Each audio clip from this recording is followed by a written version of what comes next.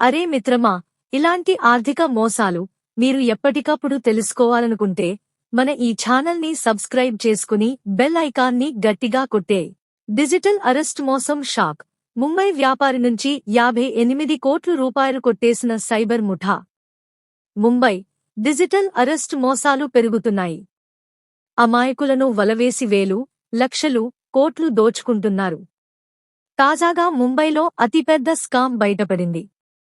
72 ఏళ్ల వ్యాపారవేత్త, పేరు బహిర్గతం చేయకూడదు, నుంచి సైబర్ నేరగాళ్లు 58 కోట్ల రూపాయలు కొట్టేశారు.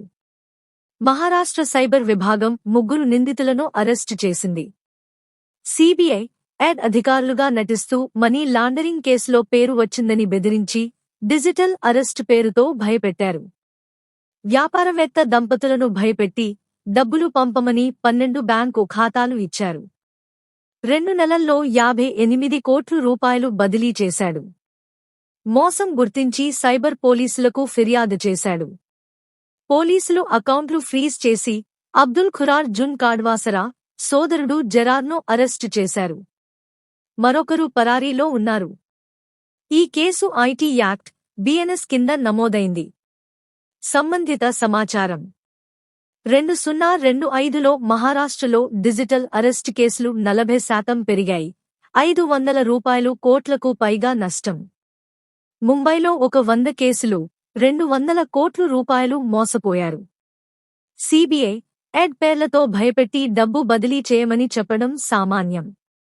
పోలీసులు 50 అరెస్టులు చేశారు, 100 కోట్ల రూపాయలు రికవర్ చేశారు. ఈ కేసు అతిపెద్దది, మరిన్ని అరెస్టులు రానున్నాయి. జాగ్రత్తలు, సూచనలు. డిజిటల్ అరెస్ట్ అనేది మోసమే. సిబిఐ, ఎడ్ అధికారులు వాట్సాప్ వీడియో కాళ్లతో అరెస్టు చేయరు. అనుమాన కాళ్లు వచ్చినప్పుడు స్థానిక పోలీస్ స్టేషన్కు వెళ్ళండి. మనీ లాండరింగ్, అక్రమ కార్యకలాపాలు గురించి చెప్పుకుంటే స్పందించవద్దు. ఓటీపీ, ఆధార్, బ్యాంకు వివరాలు షేర్ చేయవద్దు. డబ్బు బదిలీ చేయమని, వర్చువల్ కోర్టు బెయిల్ గురించి చెప్పితే వెంటనే 1930కు కాల్ చేయండి లేదా సైబర్క్రైమ్ గోవ్లో ఫిర్యాదు చేయండి. రెగ్యులర్గా బ్యాంకు స్టేట్మెంట్లు చెక్ చేసుకోండి. అనుమాన ట్రాన్సాక్షన్లు ఉంటే బ్యాంకుకు రిపోర్ట్ చేయండి.